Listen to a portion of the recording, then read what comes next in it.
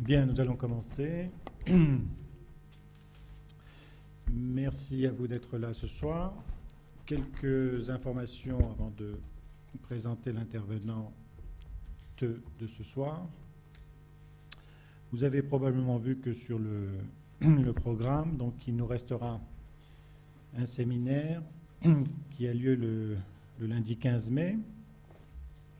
Ce sera Marthe Koppel-Bach qui interviendra sur Artemisia Gentileschi, une femme peintre au XVIIe siècle, histoire d'un procès pour viol. Nous finirons donc l'année un peu plus tôt. Le programme de l'année prochaine est déjà plus ou moins organisé. Pour vous allécher un petit peu, il y aura Paul Denis qui viendra intervenir sur Borges, la honte chez Borges. Il y aura bien sûr Patrick Miller sur Antonioni, profession reporter. Il y aura bien sûr Catherine Chabert sur Barbet d'Orvilly. Il y aura Serge Tisseron sur Vertigo d'Alfred Hitchcock. Voilà pour ceux dont il y aura Édouard Glissant, le poète antillais sur Faulkner. Voilà pour ceux dont je me souviens. Et puis vous recevrez certainement le programme si vous avez laissé vos adresses internet à Corinne Dugré-Lebigre qui est à l'entrée.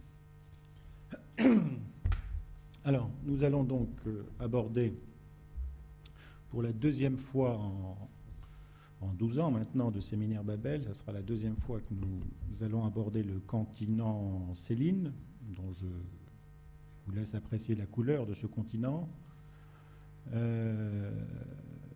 avec Isabelle Blandiot. La fois précédente, c'était je crois il y a 2 ans, c'était Alain Ferrand qui était à la SPP de Lyon et qui avait axé son intervention sur la construction des affects, des émotions dans l'œuvre célinienne et la projection de ces affects, de ces émotions sur la contamination. Il appelait ça la contamination affective de l'écrivain Céline au lecteur célinien. Aujourd'hui, ça va être différent, l'angle va être différent.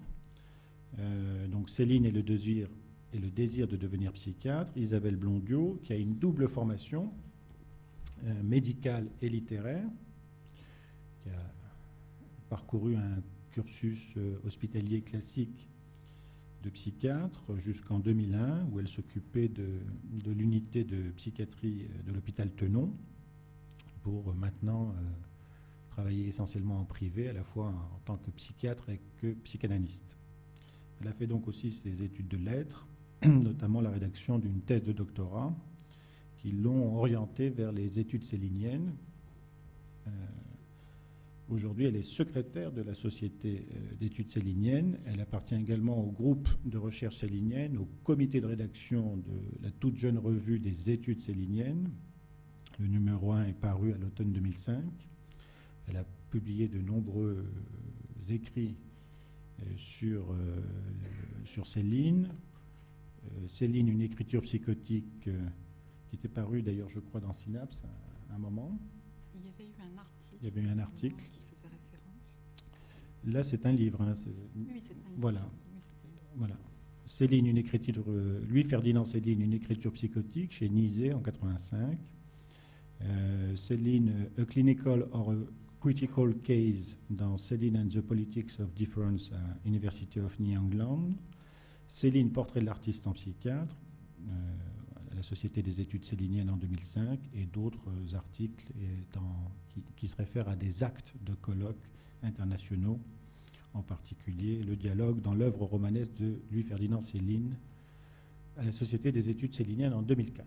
Bref, Céline est un compagnon de longue date, et elle va intervenir sur un angle d'approche particulier. Elle ne va pas tout développer de ce qu'elle a pu travailler autour de Céline, autour de la question du devenir psychiatre. C'est à vous. Merci. Alors, à l'origine de cette présentation, il y a la lecture d'un entretien accordé par Céline à Claude Bonnefoy quelques semaines avant sa mort, en 1961, où dans les toutes dernières lignes, l'écrivain médecin déclare « Je regrette, La médecine, c'était ma vocation. Je n'aurais jamais dû écrire. Mon désir était de devenir psychiatre. Cela aurait mieux valu. Mon désir était de devenir psychiatre. Comment entendre un tel énoncé? Surtout quand on sait que le désir ne se laisse pas entendre dans ce qu'on croit qu'on dit quand on le dit, mais plutôt dans ce qu'on n'entend pas qu'on dit quand on le dit. Alors laissons un moment cet énoncé en suspens et commençons par rappeler que nous prolongeons ici un travail de recherche qui nous a conduites à brosser un portrait de l'artiste en psychiatre et que nous avons orienté selon 2 axes. Avec le premier axe, centré sur l'étude du cas Céline, nous avons validé l'hypothèse formulée par l'universitaire américaine Shoshana Fellman dans son essai « La folie et la chose littéraire » d'un rapport constitutif entre littérature et folie sous-tendu par des enjeux idéologiques. Notre conclusion était que l'approche psychiatrisante ou psychanalysante de l'écrivain, à supposer qu'une telle démarche fût pertinente, n'enrichissait en rien le champ de la clinique, mais en revanche remplissait une fonction utilitaire majeure dans le champ de la critique.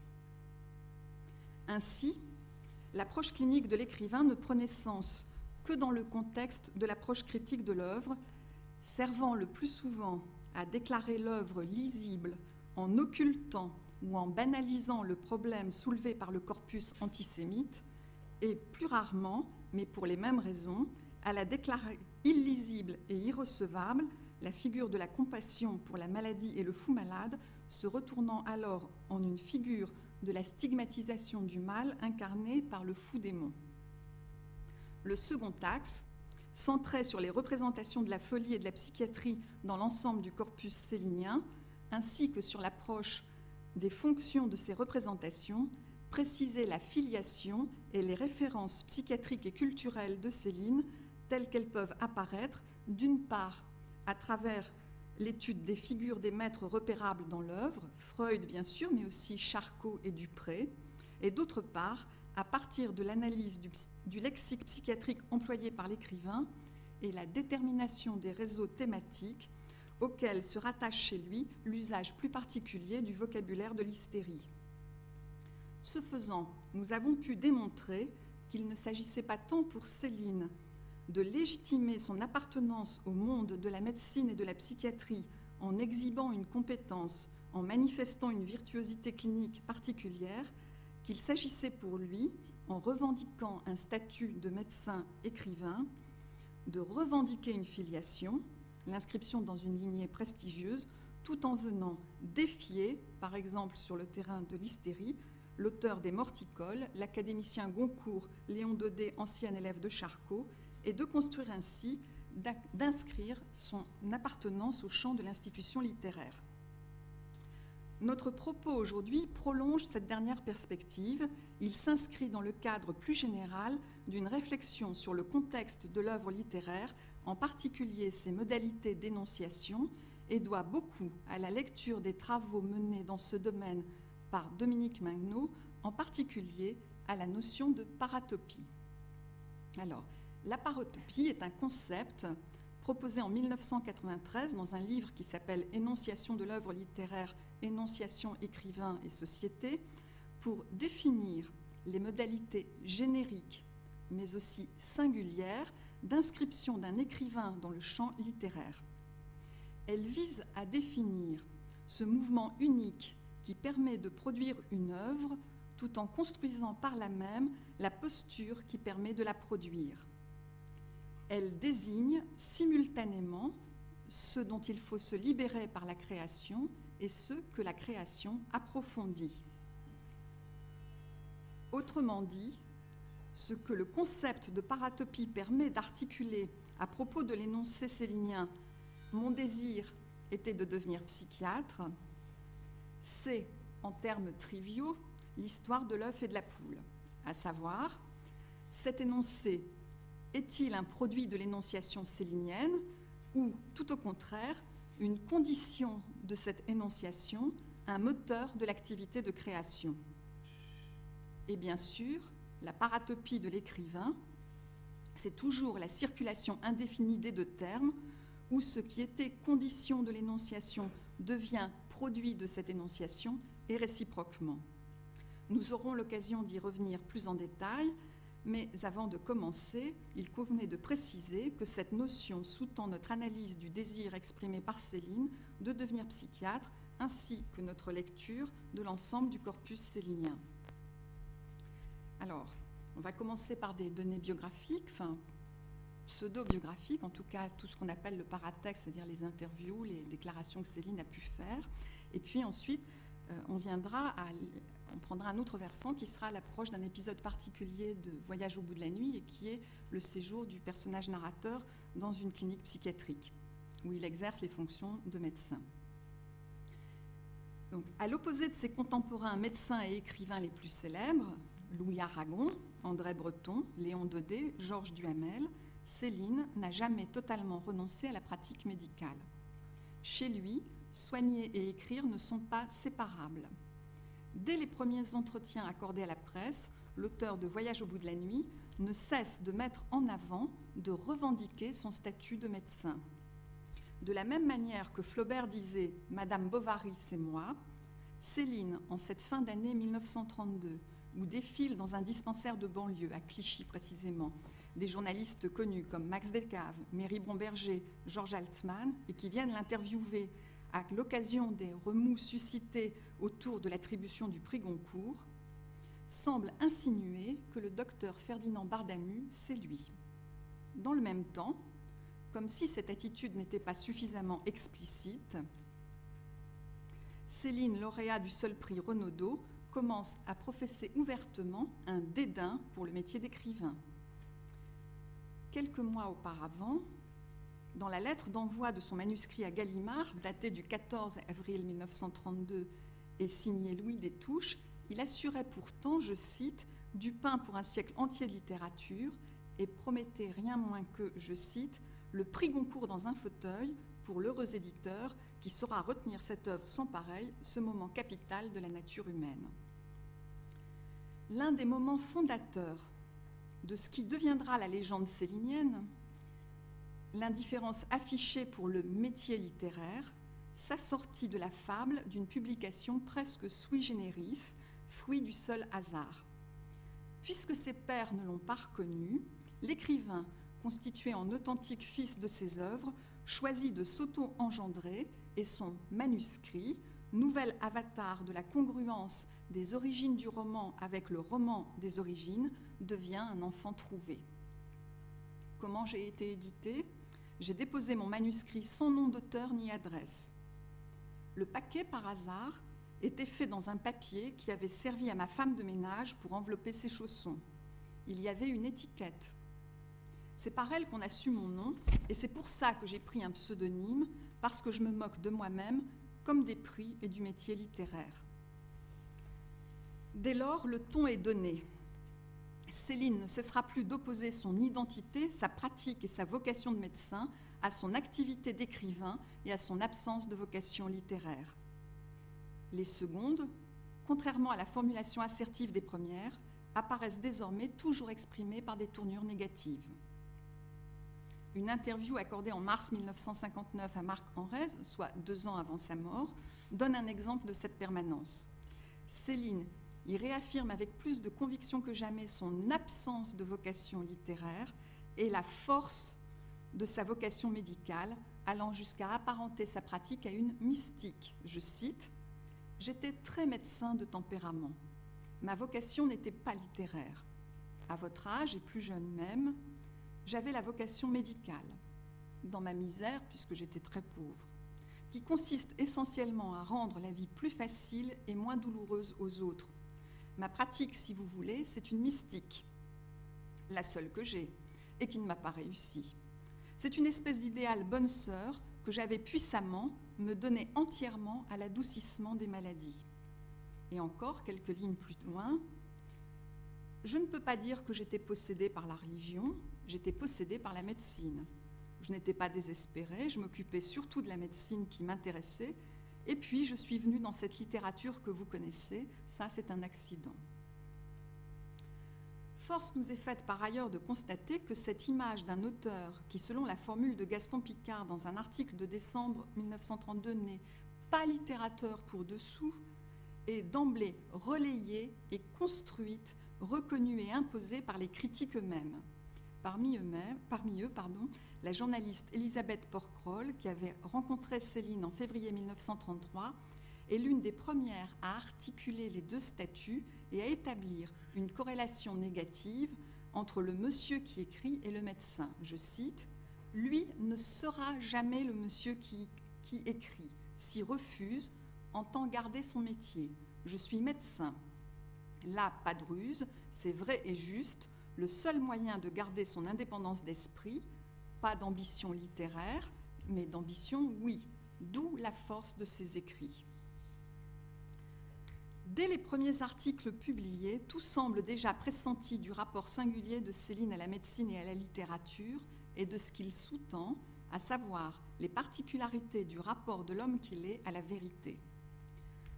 Tandis que la ruse constituerait le champ d'action de l'écrivain, la vérité serait le domaine réservé du médecin et de la maladie.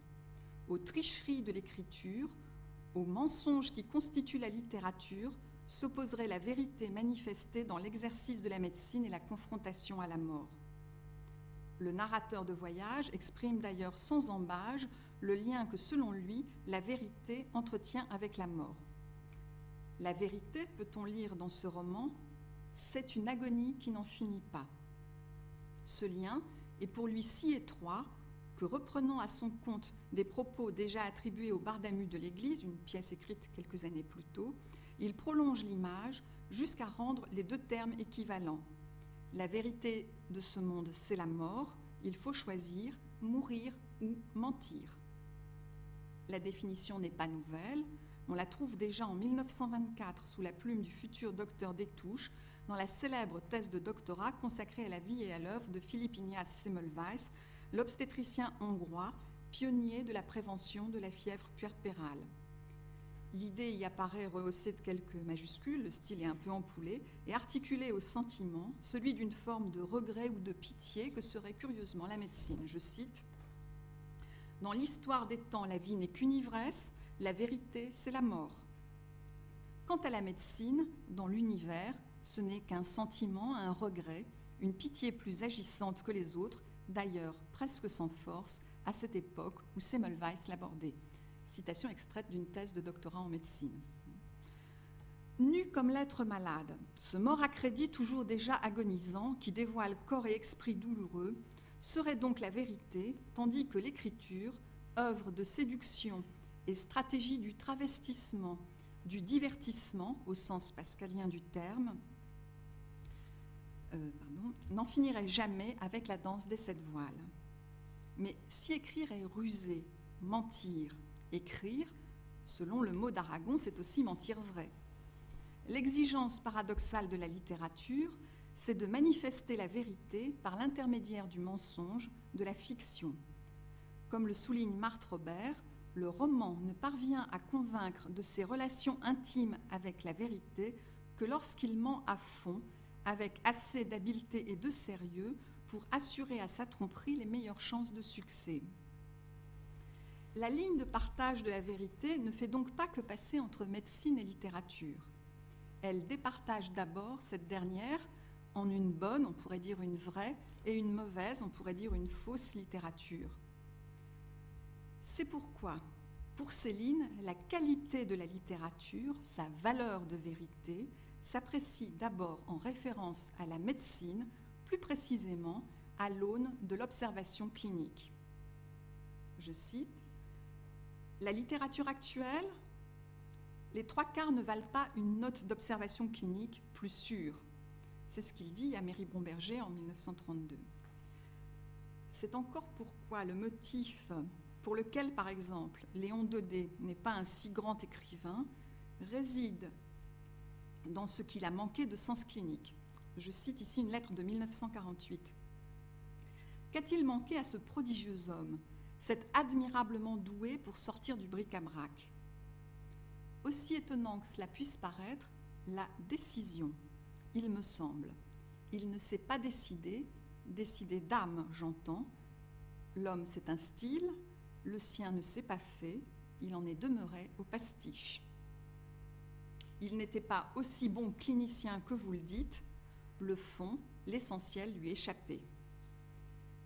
À l'opposé, Marcel Proust, issu d'une famille de cliniciens, possède, je cite, cet ascétisme très particulier.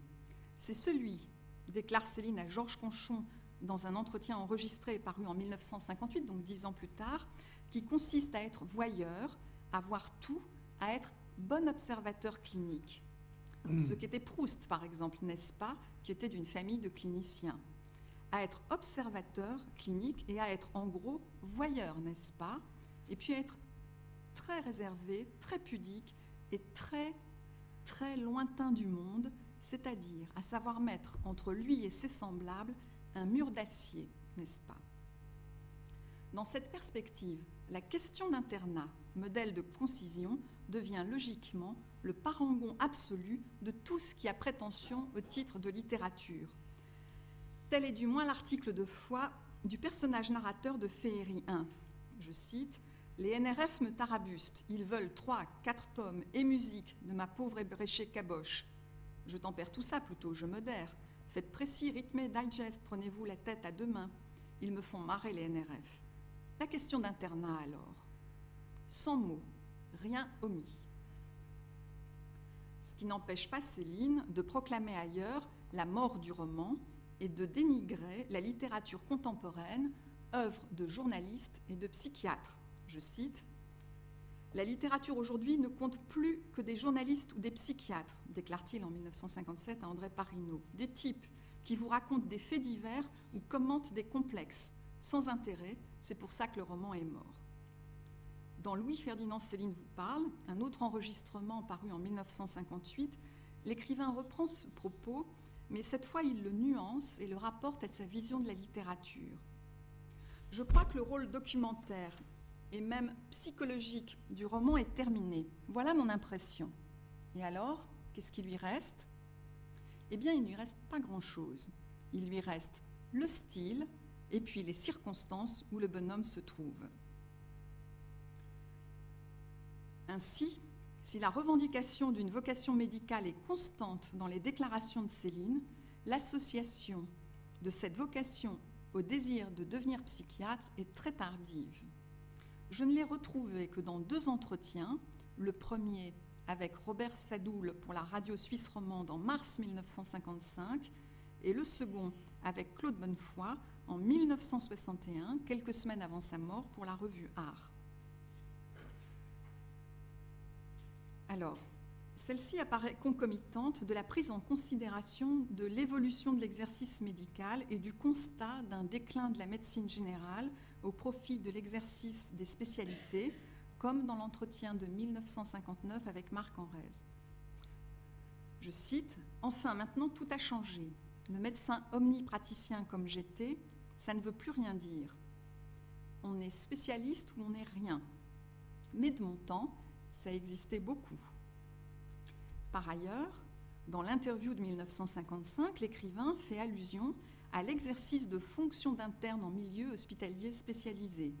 « J'ai fréquenté bien des asiles comme interne et des asiles de fous, n'est-ce pas ? À notre connaissance, aucune donnée ne permet au jour d'aujourd'hui de confirmer la véracité de ce propos.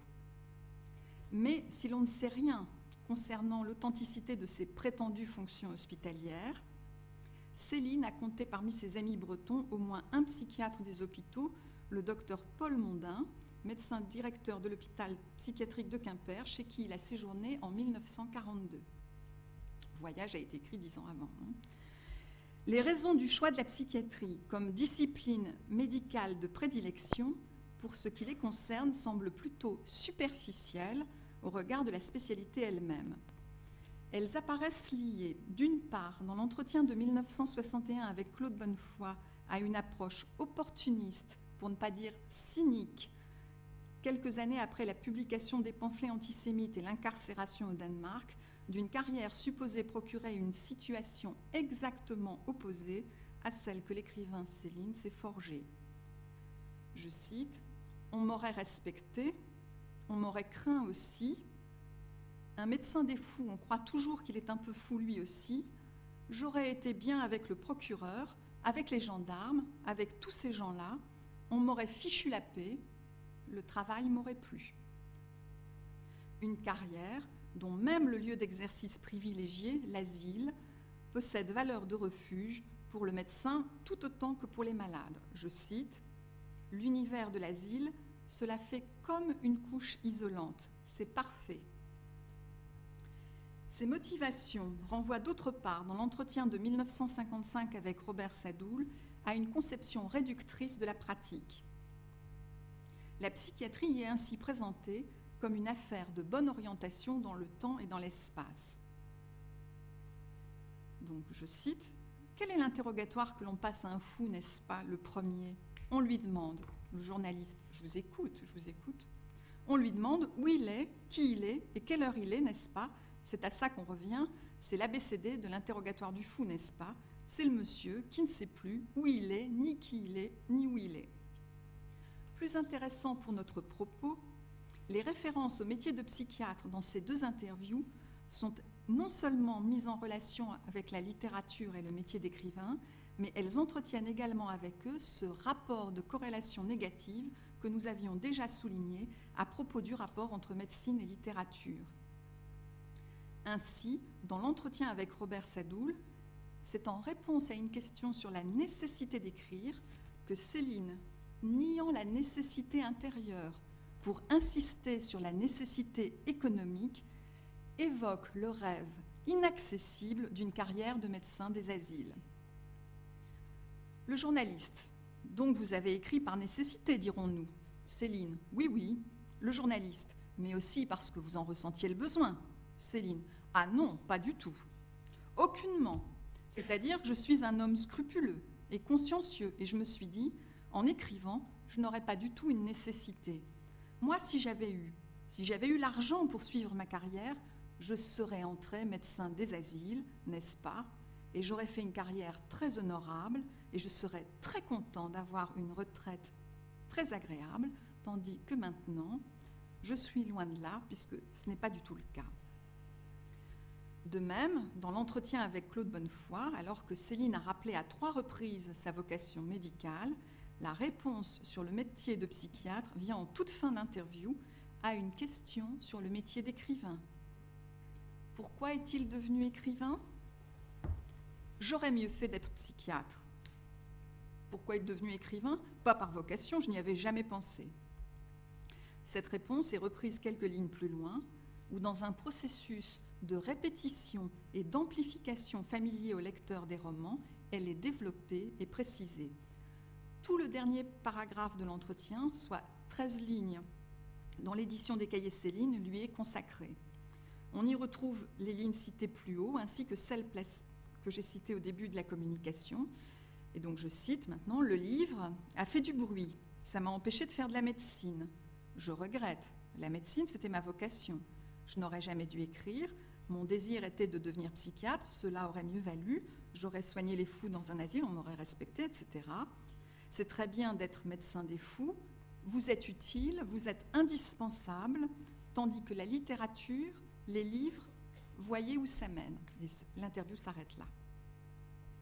Sans pouvoir parler de corrélation négative, il faut également souligner que de son côté, l'interrogatoire du fou cité plus haut ne sert pas tant à valoriser une compétence supposée de Céline dans le domaine de la médecine mentale qu'il ne vient faire image pour parler de littérature et mettre en relief, illustrer la défaillance, la déficience supposée des écrivains contemporains dans leur rapport à la langue. Je cite. « On a dit, le français est académique, c'est des histoires. Il est académique parce qu'il est travaillé par des gens monotones qui ne travaillent pas beaucoup le sujet, qui ne se donnent jamais de mal, l'humilité de tout mettre à bas, et puis de se dire « mais c'est pas tout à fait ça, regardons où je me trouve et ce n'est pas ça ». L'incise, à fonction d'illustration concernant l'interrogatoire du fou, intervient à ce moment. Elle est suivie du retour aux commentaires sur l'indigence du rapport à la langue des écrivains contemporains. Eh bien, je ne peux pas dire que les écrivains aujourd'hui se rendent très bien compte. Il y a une folie sur cette placidité de l'écrivain actuel devant le monde moderne. Il y a une espèce de folie qui consiste à nier en somme, à ne plus savoir où il est. Il ne sait pas où il est, il ne sait plus qui il est et quelle heure il est. Il est à l'heure du cinéma. Il est en France avec sa langue, n'est-ce pas? Il est lui, n'est-ce pas? Alors là, il n'a pas du tout fait le point de tout ça. Concluons. En un mot commençant, Céline ne parle de psychiatrie que pour mieux parler de littérature. De fait, si les références au métier de psychiatre dans les déclarations publiques sont tardives, le fantasme de devenir psychiatre, à supposer que ça en soit un, est lui beaucoup plus ancien et son repérage relève en tout premier lieu de l'expérience littéraire. La vocation psychiatrique de Céline, telle qu'il l'exprime dans les dernières années de sa vie, revient en effet à devenir ce praticien, je cite, des 1000 platitudes répugnantes de la psychiatrie alimentaire, incarné par le docteur Bariton, le médecin aliéniste apparemment imperméable à l'inquiétude de son premier roman, Voyage au bout de la nuit. C'est donc la littérature qui, dès les années 30, permet à Céline d'accomplir le désir de devenir psychiatre en accordant à son héros, Ferdinand Bardamu, non seulement de trouver refuge au terme de multiples pérégrinations dans la maison de santé de Vigny-sur-Seine, mais encore d'accéder au statut de médecin directeur, échangeant ainsi sa place avec celle du docteur Bariton, métamorphosé en fugitif. L'ironie de l'histoire veut en effet que l'errance inquiète du héros narrateur de Céline soit une affection des plus contagieuses. Avant de croiser Bardamu sur son chemin, le docteur Bariton, dans l'abri de sa clinique, semble tout ignorer de l'angoisse existentielle. Il le fait d'ailleurs remarquer à son collaborateur, je cite, « Et je ne donne point l'impression d'être non plus porté, vous l'avez certainement observé, Ferdinand, aux angoisses, aux exagérations. » De fait, revendiquant une simplicité de naissance et de nature, il se présente comme, je cite, « l'un de ces humains largement inhibés auxquels les mots ne font point peur. » Bardamu a pourtant tôt fait de débusquer la dimension paradoxale de l'homme en repérant sa façon presque inquiète d'aimer la conversation amusante et surtout rassurante et bien sensée. De fait, c'est bien à travers les mots, lorsque Bardamu l'initie à la langue et surtout à la littérature anglaise, que Bariton découvre l'angoisse qui minera ses certitudes et sapera son rapport au monde, le conduisant, nouveau Don Quichotte, à la fuite et à l'errance. Avec l'apprentissage d'une langue étrangère, Bariton découvre l'étranger sur quoi ouvre le travail de la langue. C'est ainsi, nous raconte le narrateur, qu'il prit assez tôt du goût pour les formes les plus elliptiques de la langue, ces tournures littéralement intraduisibles.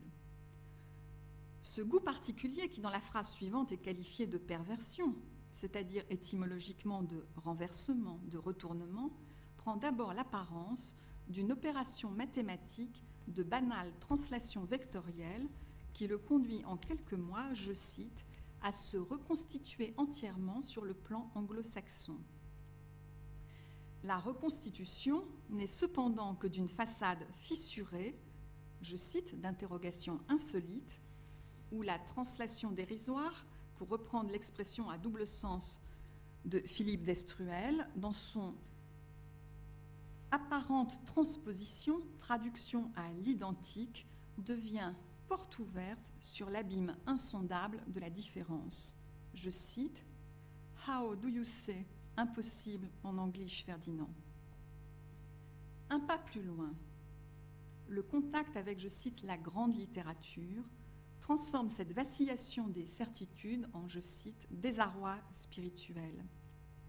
Et si celui-ci devient très rapidement aliénation, c'est littéralement parce qu'à travers la pratique de la langue et de la littérature, Bariton se découvre étranger à lui-même. Comment reconnaître en effet l'homme dont, je cite, les contes constituèrent pendant longtemps le seul côté sacré de son existence, dont le lecteur, je cite, rêvasseur, lointain déjà, des poètes élisabéthains. Dès ce moment, Bariton accomplit ce que Lévinas a appelé le passage de l'être à l'autre de l'être. l'autrement qu'être. Un passage qui, je cite Lévinas, prétend énoncer une différence au-delà de celle qui sépare l'être du néant, précisément la différence de l'au-delà, la différence de la transcendance. Redisons-le avec les mots de Céline, dans l'aventure de Monmouth, quand tout le ridicule piteux de notre puérile et tragique nature se déboutonne, pour ainsi dire, devant l'éternité, il se prenait à son tour de vertige baryton. Et comme il ne tenait déjà plus que par un fil à notre destin ordinaire, il lâcha la rampe. Depuis ce moment, je peux bien le dire, il ne fut plus des nôtres, il ne pouvait plus. Le mot vertige est ici à entendre également dans son sens pascalien. Il fait basculer baryton dans ce que Lévinas a encore appelé, ce qui ne va pas sans ironie chez, je cite, ce radin notoire, le désintéressement de l'être.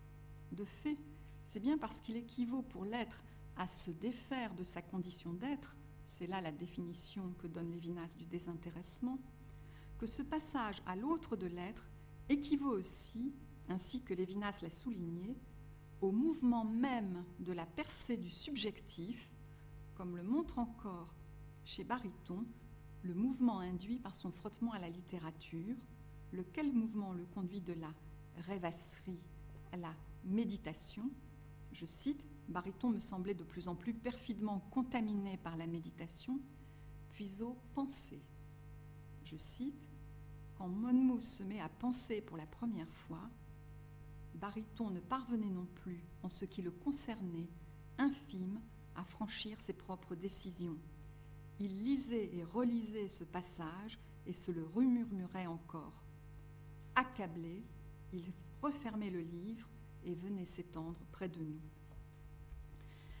C'est ce passage à l'autre de l'être d'un baryton se découvrant étranger à lui-même et perçu, à l'instar de son illustre devancier, le chevalier à la triste figure, comme aliéné par son entourage, qui, au sens étymologique appelé dehors de ce verbe, provoque la nécessité, la vocation, comme Baryton la qualifie, du départ.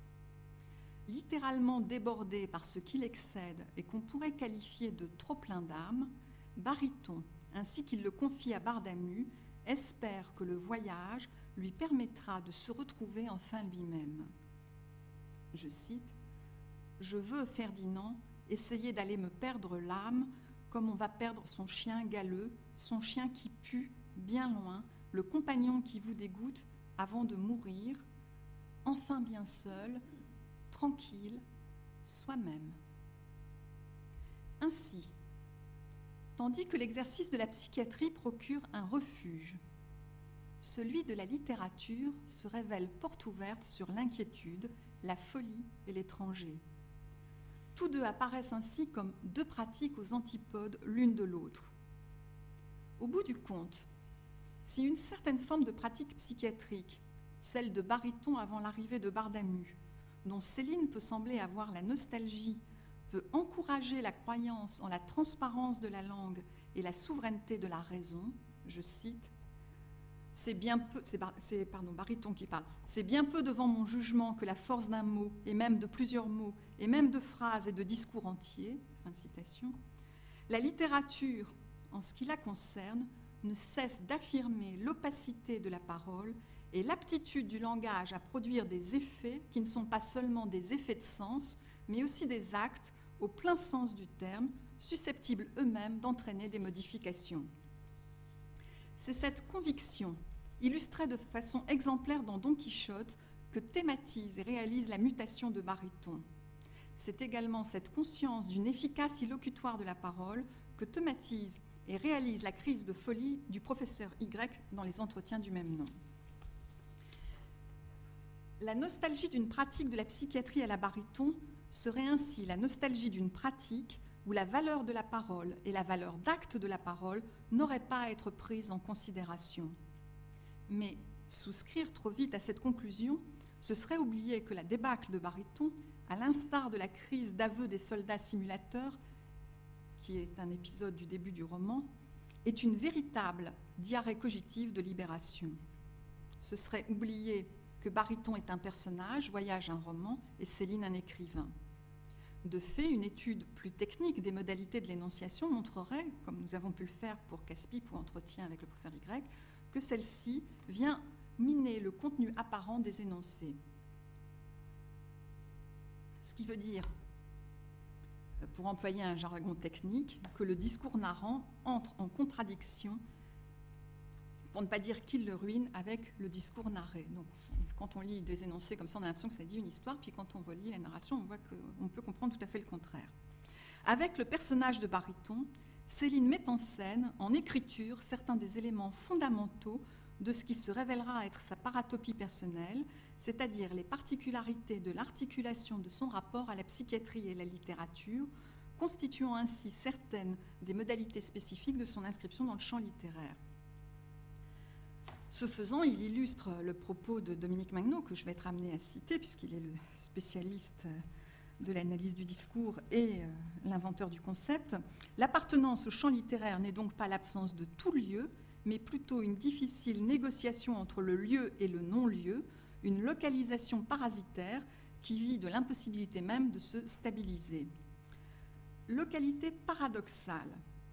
La paratopie participe donc, je cite toujours, d'un mouvement d'enveloppement réciproque et paradoxal qui ne se résout que dans le mouvement de la création. La vie de l'écrivain est dans l'ombre de l'écriture, mais l'écriture est une forme de vie. Si, comme l'a souligné Alice Staskova, professeure de littérature à l'Université Charles de Prague, la métamorphose de baryton, à l'instar de celle du professeur Y, est la conséquence de son exposition à la force de la parole dialogique, baryton, ce personnage, je cite, pas musicien pour un sou, en dépit du bel organe que désigne son nom, amateur presque inquiet de la conversation, surtout rassurante, oscillant entre la fascination pour l'intraduisible, les formes les plus elliptiques de la langue, et la perplexité face au reproductible, à l'identique, comme nous l'avons vu avec le mot impossible, est lui-même un personnage dialectique.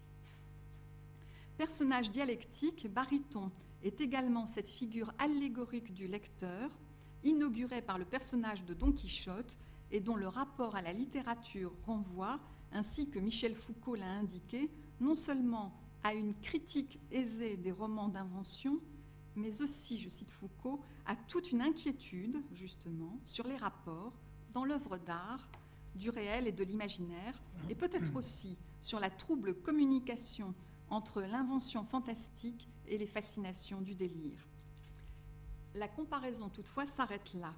En effet, tandis que Don Quichotte, selon l'expression proposée par Michel Foucault, condense tous les traits de la folie par identification romanesque, où, je cite Foucault, de l'auteur au lecteur, les chimères se transmettent, mais ce qui était fantaisie d'un côté, de l'autre devient fantasme, la ruse de l'écrivain est reçue en toute naïveté comme figure du réel, fin de citation.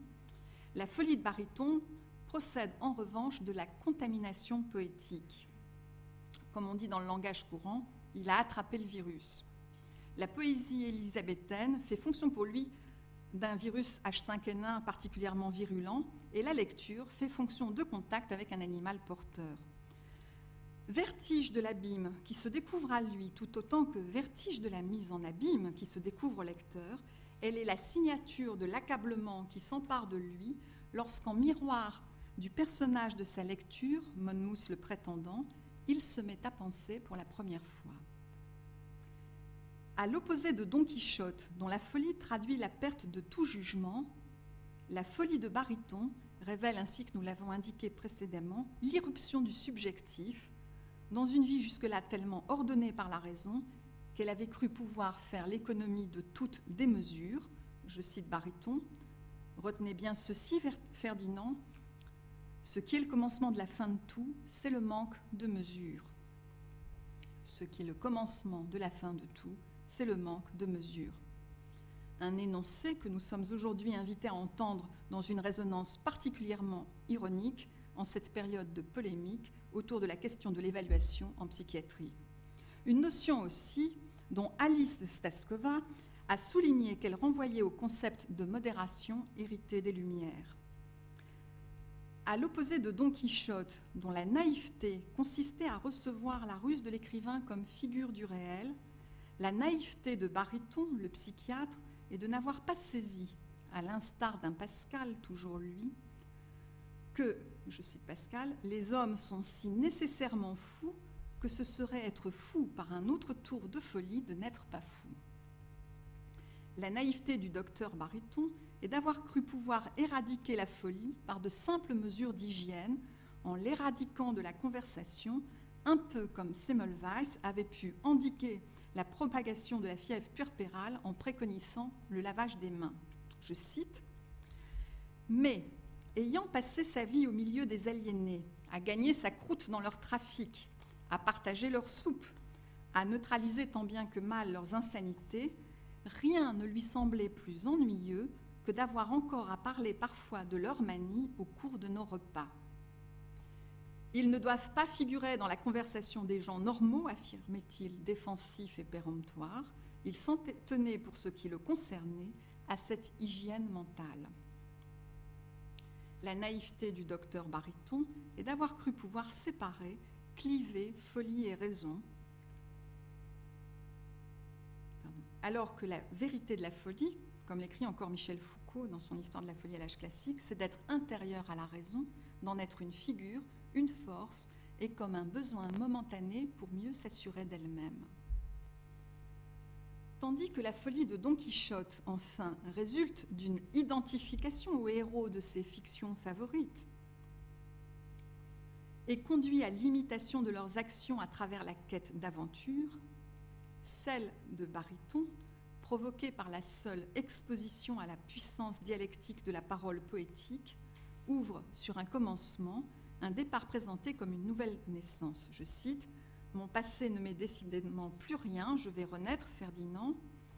Tout simplement, je pars. » Fin de citation. En effet, à l'opposé de Don Quichotte, qui prend la route afin de s'en aller, à l'image de ses personnages préférés, je cite, « par tout le monde avec ses armes et son cheval pour chercher les aventures et s'exercer en tout ce qu'il avait lu, que les chevaliers errants s'exerçaient, remédiant à toutes sortes d'injures et de griefs, et se mettant en des occasions et dangers d'où, en les mettant à fin, il acquit une perpétuelle renommée, fin de citation, Baryton prend la route parce que la relation dialectique qu'il inaugure avec la littérature, en le faisant basculer dans l'au-delà de l'être, le conduit à découvrir littéralement qu'il n'a plus, qu'il n'a pas lieu d'être.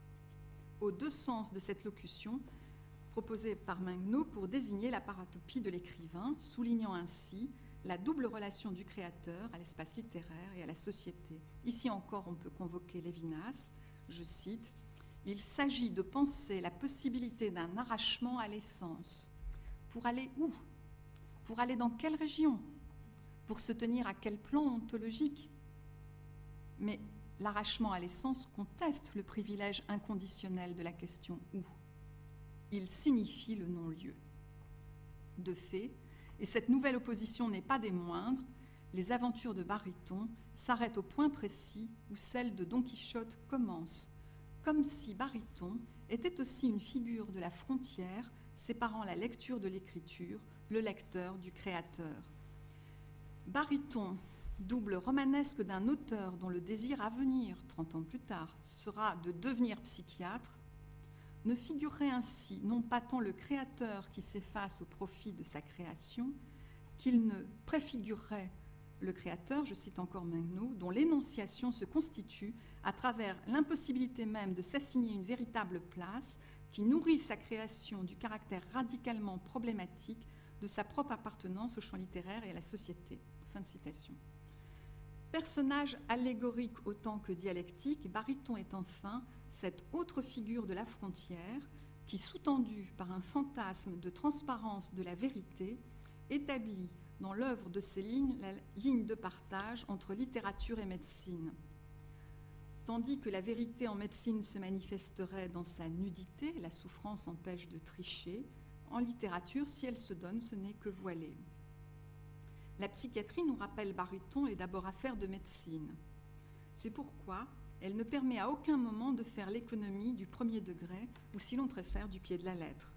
Comme le souligne l'anecdote de l'écrivain apparemment fou, en réalité souffrant d'une rétention urinaire et dont le discours apparemment délirant constitue l'exacte traduction, réalise la parfaite adéquation du mot avec la chose.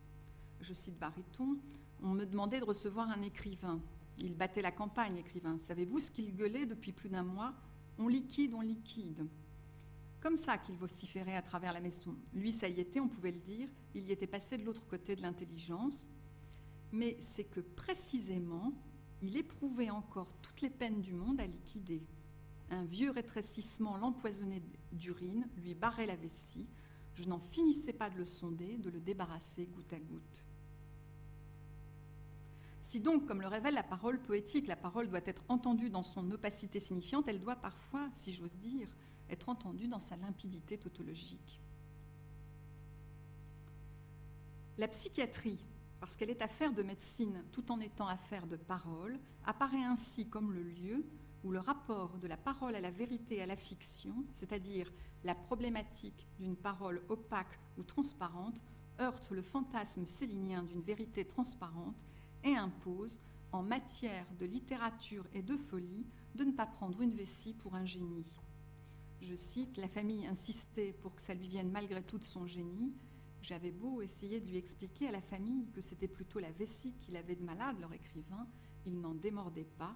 Pour eux, il avait succombé à un moment de son génie, et voilà tout. » C'est en cela qu'à travers l'histoire exemplaire de Bariton, la psychiatrie apparaît dans l'œuvre de Céline comme le lieu où médecine et littérature peuvent entrer en tension. Je vous remercie.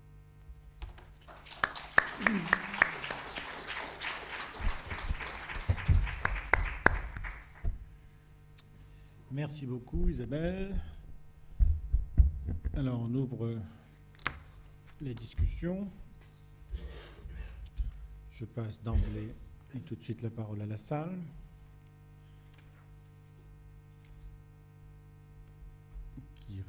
Qui va réagir. Prends le temps de digérer un texte dense. Oui ? Alors, s'il vous plaît, on va prendre les micros.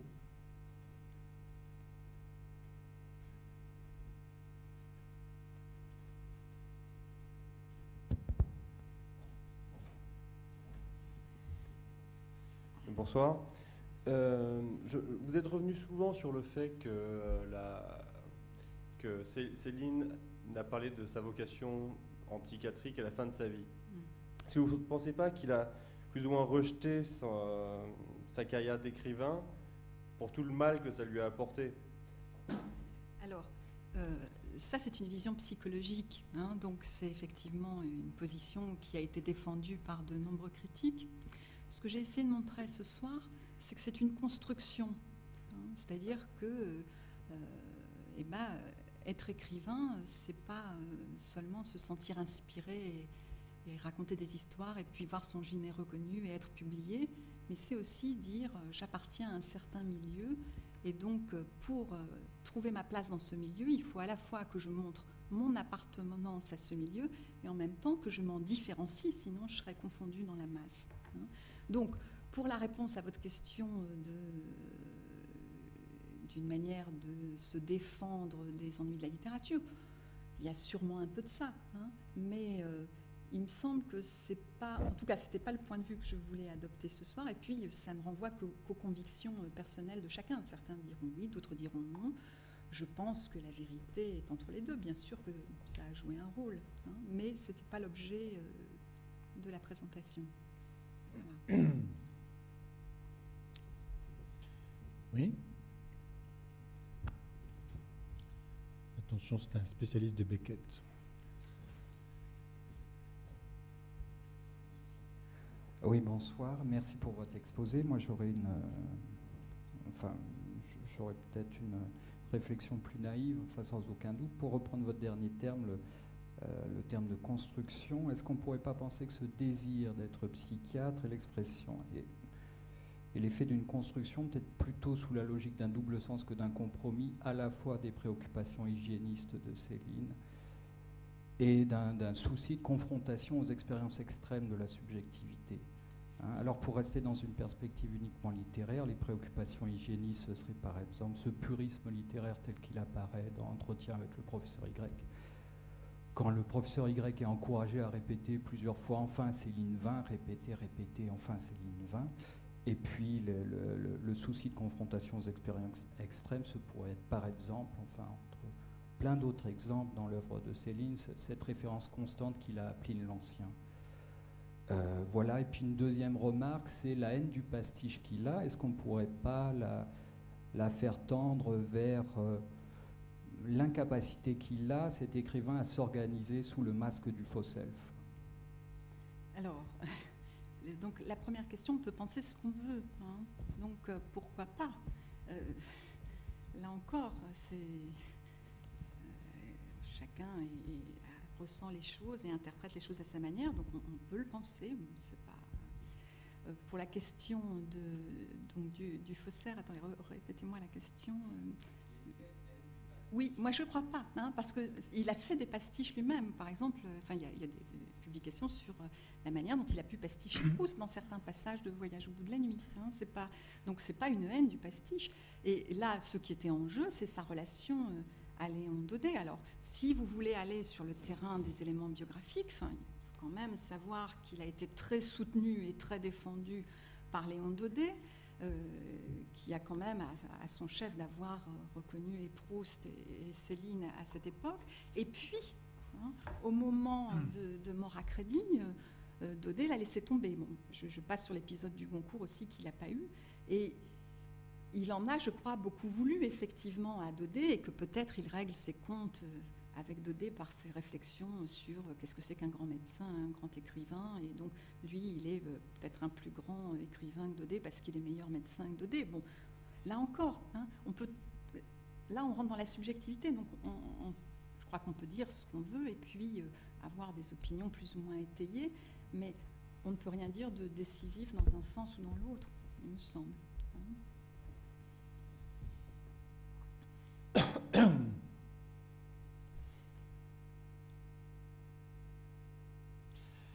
Alors, il y a beaucoup de choses. Je vais essayer de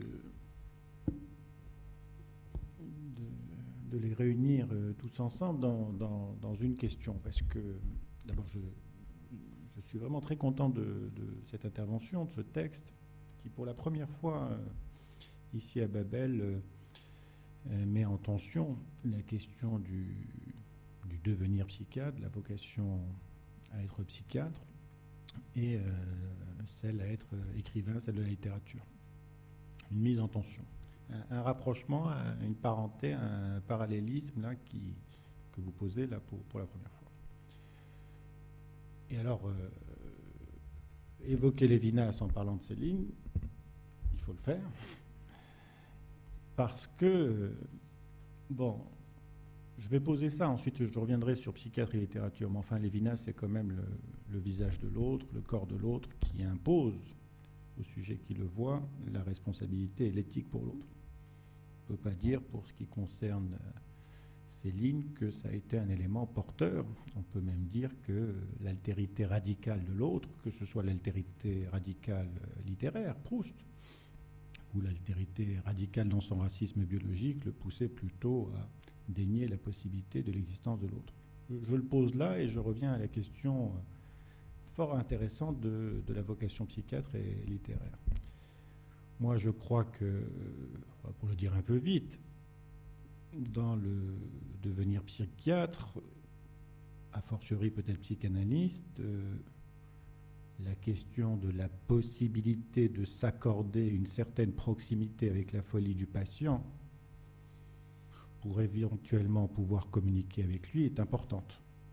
Et que si on a en face un psychiatre, comme vous laissez entendre, un expert de l'INSERM, avec la raison résonante, avec la mesure, le quantitatif, c'est vrai qu'il n'a aucune chance de rencontrer la folie de l'autre. Et qu'il faut avoir dépassé un certain nombre de questionnements sur sa propre folie, et en même temps être à l'écoute de cette folie, qui n'est pas forcément démoniaque en soi, pour pouvoir traduire, échanger, être affecté par l'autre. Ça ne veut pas dire qu'il faut sombrer dans la folie avec lui. Baryton est peut-être très défendu, extrêmement défendu. Il n'a pas la musique, malgré le nom, mais enfin c'est Céline qui lui donne ce nom, il n'a pas la petite musique. Il est très défendu, et puis lorsqu'il se lâche, lorsqu'il barre toutes ses défenses, il est dans le désêtre, il devient fou. Bon. Mais l'extrême opposé qui serait la complicité avec la folie de l'autre, ou de se laisser contaminer par la folie de l'autre, risque d'être tout autant problématique. Et je crois qu'il n'y a aucune possibilité de rencontrer le malade si on se laisse contaminer par sa folie au malade ou si on projette la sienne propre. Tout est affaire, c'est ce que vous disiez à la fin, de tension, de mesure. De mesure malgré tout. C'est-à-dire qu'il faut du quantitatif. Bon, Jean Gilbert est là, le quantitatif, c'est du qualitatif. À un certain moment, lorsqu'il n'y a plus de mesure, lorsque le quantitatif déborde, il n'y a plus de pensée, il n'y a plus de sens, il n'y a plus de fantasme, il n'y a plus de communication, il n'y a plus rien. C'est le débordement, c'est l'excitation libre qui entraîne potentiellement la pulsion de mort pour certains ou l'agression de l'autre, la désobjectivisation de l'autre. Bon. C'est important parce que, pour reprendre encore un certain nombre de vos termes, je ne suis pas sûr qu'on... C'est un point de vue, bien sûr, mais prendre Céline au pied de la lettre, ça me paraît être un contresens célinien, si je puis dire. C'est-à-dire que pour Céline, au début n'est pas le verbe. Au début est l'émotion, au début est la tchatch, au début est le rythme, au début est le galop, au début est l'affect. C'est-à-dire qu'il faut prendre Céline quand il parle, me semble-t-il, dans la manière dont il nous affecte, dont il nous transmet un certain rythme, une certaine émotion. Le prendre au pied de la lettre, c'est le prendre, à mon avis, là où il pastiche, où il mélange, où il ment, où il fabule, où il mythomanise, où il construit, où il essaye de mettre une construction sémantique pour contrôler une excitation, l'affect, qui le déborde totalement. Le discours narrant et le discours narré, il a besoin de ce discours narrant mythomaniaque, pour le dire comme ça, pour contrôler cette excitation. Bon, c'est ce que vous dites superbement avec le bienfait d'être dans un asile de psychiatrie lorsqu'on va très mal, c'est-à-dire lorsqu'on est débordé par son excitation, parce que ça fait une couche d'isolement. Donc l'écriture célinienne serait, parce que c'est une asymptote, une espèce d'écriture directement issue de l'excitation du système nerveux, directement venue du rythme et qui n'atteindrait pas la langue au sens de la symbolisation, au sens de l'élaboration secondaire. Bon. Et elle a cet effet contaminant du lecteur. Je ne suis pas sûr qu'elle dise quoi que ce soit au lecteur. Je crois qu'elle projette au lecteur cette excitation que lui ne peut pas accorder et elle demande au lecteur de s'en débarrasser. Là où c'est intéressant, cette idée-là, qui est une idée, c'est de voir ce que ça donne au niveau du médecin. Le médecin célinien, c'est quand même pas n'importe qui. Le médecin célinien, je ne suis pas sûr qu'il rencontre le malade, je ne suis pas sûr qu'il soit un observateur, pour reprendre vos termes, je pense qu'il est plutôt un voyeur. De la même manière que dans son écriture, Céline projette son impensé, son impensable, son impatience amoureuse pour la mort, pour reprendre un terme célinien, cette excitation dont il ne sait quoi faire. Il ne cherche pas le contact, la communication, il cherche à se débarrasser d'un conglomérat d'affects et de pré-représentations dont il demande à l'autre de faire quelque chose. Et ce qui fait la beauté célinienne, c'est que ça résonne avec un certain nombre de choses en nous, mais parfois on a envie de fermer les yeux. Alors j'en viens... Je ne sais pas si vous connaissez ce passage où il y a... Alors je reviens à Céline médecin, pour essayer de faire un parallèle entre ce que je dis, Céline écrivain et Céline médecin. Céline médecin, on n'a pas beaucoup de documents, mais on en a un qui est édifiant et qui me semble témoigner de ce que j'essaye de dire pour ce qui est de sa façon de faire de la littérature et de contaminer l'autre plutôt que d'entrer en contact avec l'autre, c'est-à-dire l'anti-Lévinas. C'est pour ça que j'ai du mal avec le parallèle avec Lévinas. C'est l'anti-Lévinas. Il n'accorde aucune place à l'intérieur de lui pour l'autre, il ne reconnaît pas la place de l'autre, c'est, me semble-t-il, dans beaucoup de cas purement projectif, y compris bien sûr dans ses interviews. Alors, Céline médecin, il y a un passage, d'ailleurs je vais le lire plutôt que d'essayer de m'en souvenir, parce que,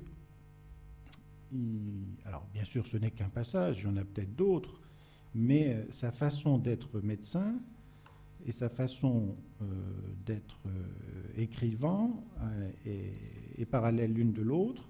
Et si l'on en croit ce que rapporte son ami sur sa façon d'être médecin, et qu'on la met en exergue par rapport à celle qu'il a d'être écrivain, on voit, me semble-t-il, cette anti-Lévinas, c'est-à-dire cette projection, destruction de l'autre, plutôt que cette tentative de s'accorder avec lui et de communiquer. Bon. Alors c'est un ami de Céline qui s'appelle Perrault et qui lui amène sa femme Mireille. Vous voyez le banc. Voilà. Donc Serge Perrault lui amène sa femme Mireille, qui souffre d'une infection gynécologique, et ils vont consulter Céline. Et alors Céline, il invite son ami à venir assister à l'examen gynéco. Donc il m'invite à l'examen. Mireille s'allonge en position gynécologique, l'auscultation commence. Céline me demande de tenir une lampe et de me rapprocher. Il l'amène dans son voyeurisme, et on va voir que la question de l'origine et de la mort va être importante, et il amène son lecteur ou son ami vers ces pénombres, vers ces tréfonds. Il ne lui met pas la lumière de l'intelligence, qui serait une représentation symbolique de ce qu'il veut lui montrer. Il l'amène immédiatement à voir, de tous ses yeux voir, ce tréfonds-là. Donc Céline me demande de tenir une lampe et de me rapprocher, et il me dit, tu es trop en retrait. Plus près, voyons, plus près. Je me rapproche, sans enthousiasme.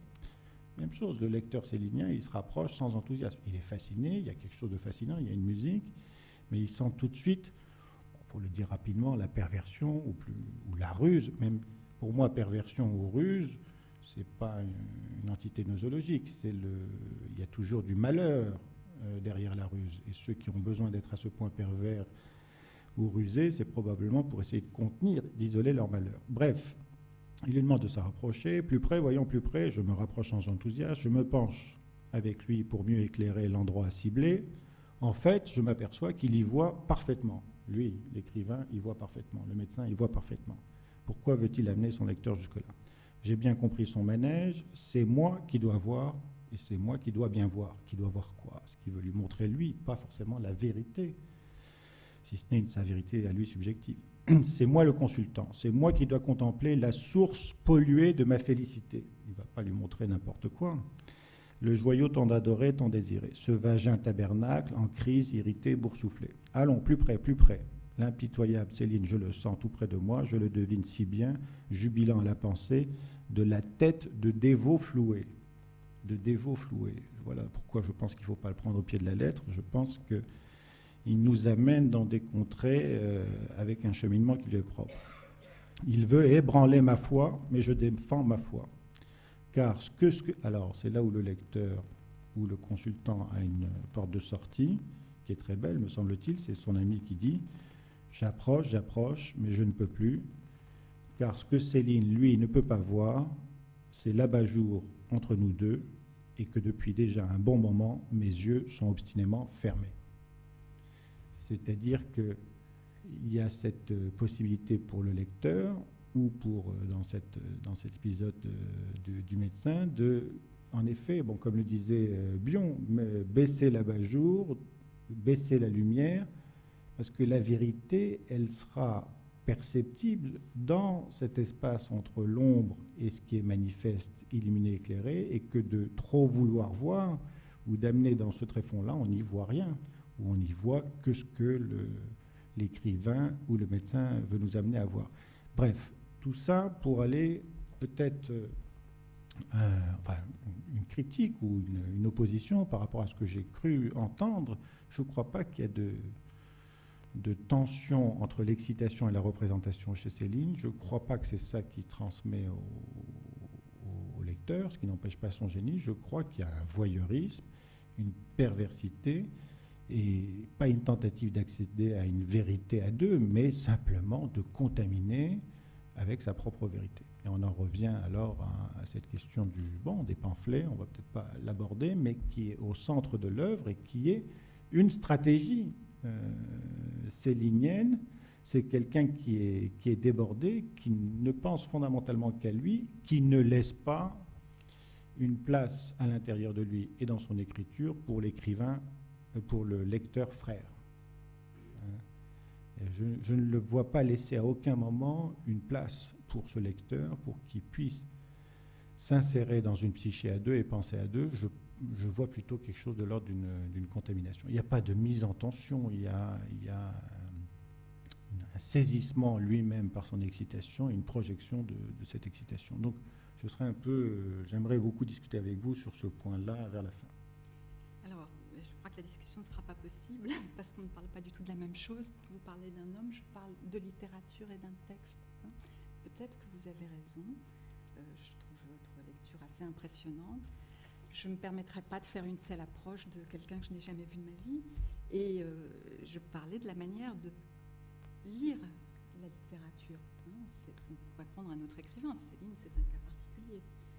Et la mise en tension de la littérature et de la médecine, elle est quand même importante parce que, d'abord, il en parle de la médecine quand il parle de lui, et puis parce que quand il écrit, il parle aussi de la médecine et il écrit à partir de la médecine. Donc, c'est une position différente de celle d'autres écrivains, je ne sais pas, Bernanos, qui parle de la religion, par exemple.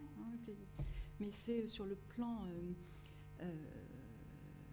comment dire, c'est vraiment, pour moi, je crois vraiment en tout cas, ce que j'avais en arrière-pensée en écrivant ça, c'était qu'est-ce que c'est que la parole? Et il me semble que chez Céline, il y a quand même, et en tout cas dans Voyage au bout de la nuit, mais on le retrouve dans d'autres textes, une idée qui est thématisée dans l'œuvre, qui est que parler, c'est dangereux, et que ça expose. Et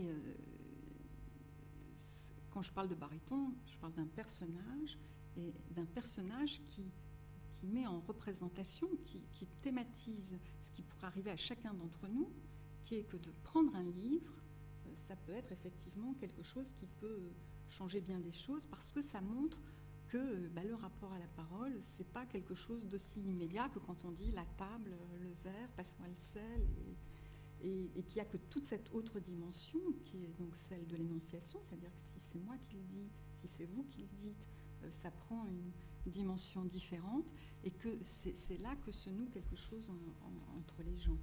Et que c'est ça qui permet de lire autrement les livres que de dire ce qu'on apprenait à l'école. Qu'est-ce que dit l'écrivain dans ce texte? Alors, il dit mon désir était de devenir psychiatre. Alors, ce que je lis, c'est que l'écrivain, il veut devenir psychiatre. Donc, fin de l'histoire. Sauf que ce que je voulais montrer, c'est qu'en disant ça, il disait tout autre chose. Il disait, je suis un écrivain et je construis une œuvre littéraire, la preuve, il raconte des histoires, mais aussi par rapport à d'autres écrivains et par rapport à une institution qui est l'institution littéraire, j'essaie d'avoir une certaine position. Et cette position, je vais la voir en me différenciant de certains de mes collègues, parce que moi, je mets la médecine en avant, par exemple. Et la question du rapport au langage, c'est pour moi la question de la poésie. Donc, aussi de l'idée, finalement, d'une parole qui ne doit pas être prise. Alors, il y avait cette image du pied de la lettre, mais aussi dans sa dimension signifiante, pas seulement au niveau du signifié. Et que lire Céline, on va dire, il y a plein d'autres écrivains qu'on peut dire. J'aurais pu faire pas le même exposé, mais un exposé qui aurait été parenté avec quelqu'un d'autre. Mm-hmm. C'est quelque chose qui nous ouvre à une autre dimension de la parole, et qui est soit effectivement un sens apparemment, on va dire, rationnel, sujet, verbe, complément, et puis d'autres réseaux de signification qui sont non seulement liés au contexte de l'œuvre, mais aussi au contexte de toutes les autres œuvres qui ont été écrites avant et avec lesquelles ça s'articule de manière plus ou moins volontaire, parce que c'est par rapport à l'idée du mythe de l'écrivain seul. Tout d'un coup, on a la révélation, on est un artiste et on est un génie et on écrit. Quand on écrit, il y a un moment où d'autres choses rentrent, et en particulier, les textes, ça dialogue avec d'autres textes. Donc, je pense qu'il n'y a pas de dialogue possible, mais on peut, effectivement, c'est ce que vous proposez, c'est un point de vue. On va essayer quand même de dialoguer. Sur le dernier point, moi, je suis persuadé que bon nombre d'écrivains, d'ailleurs, sont orphelins et recherchent une parenté dans les livres, et je pense qu'en effet, ils écrivent dans la continuité de la communauté des écrivains frères de tous les siècles. D'accord. Mais je crois que quand on lit Céline, qui veut être écrivain dans la filiation de Du Bellay, de Rabelais, ça se discute. Et surtout qui veut être l'écrivain anti-Proust, c'est-à-dire la littérature française académique et pas la littérature enjuivée, etc. Bon, on ne peut pas mettre ça de côté par rapport à tout ce qu'est Céline par ailleurs. Ah non, mais je ne dis pas ça. Hein. Donc je crois que c'est un artefact, cette idée que simplement il recherche une communauté avec les autres écrivains des siècles précédents. Je crois que c'est une supercherie pour ce qui concerne Céline. Hein, pour d'autres, bon. Alors, mais c'est un point de discussion. C'est un point de vue, hein, parce que quand vous parlez, par exemple, la discussion de la filiation avec Rabelais, c'est discutable. Mais ce qui m'intéresse, c'est pas du tout de savoir si on a tort ou raison et qu'il y a une filiation ou pas une filiation de Céline avec Rabelais. Je veux dire, c'est purement spéculatif.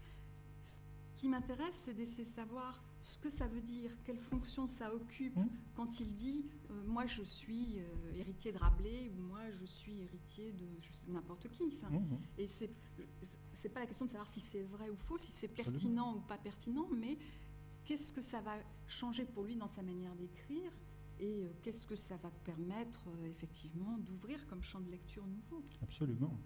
C'est pour ça que je parle d'une recherche de parenté dans les livres, c'est-à-dire que ça a une fonction économique au-delà simplement d'être dans la filiation littéraire, c'est de retrouver une communauté pour quelqu'un qui s'en sent dépourvu. Mais bon, revenons sur le premier point de dialogue impossible. Ça, vous avez raison, ce sont des points de vue. L'idée que l'écrivain, qu'il ne faudrait pas faire des pathobiographies des écrivains, l'idée qu'il ne faudrait pas croiser la biographie et l'œuvre, bon, c'est difficile. Ça me semble toujours difficile, surtout que je crois fondamentalement que ceux qui s'exposent à la littérature sont des artistes qui demandent aux lecteurs frères ou aux critiques frères de leur dire quelque chose sur ce qu'a été leur besoin impérieux d'écrire. Donc c'est pas simplement un point de vue, mais c'est une position. Je pense que c'est une demande.